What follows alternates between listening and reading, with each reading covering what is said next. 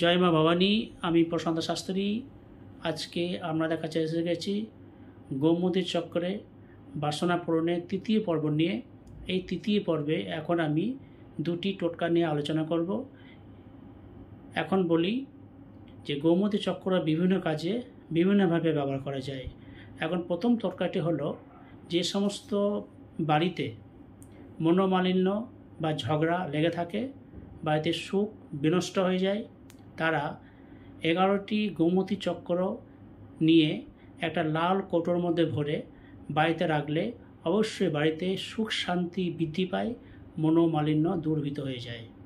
দ্বিতীয় টোটকাটি হচ্ছে, যে সমস্ত ব্যক্তিরা পুত্র সন্তান প্রাপ্তির কামনা করেন তাদের জন্য 21টি গোমতী চক্র নিয়ে একটা লাল কাপড়ের মধ্যে বেঁধে এই মন্ত্রটি বলবেন, হিলি হিলি মিলি মিলি চিলি চিলি হোক।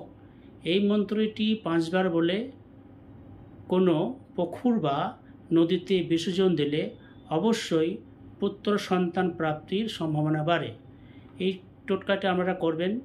অবশ্যই উপকৃত হলে আমাকে কমেন্ট বক্সে জানাবেন। জয় মা।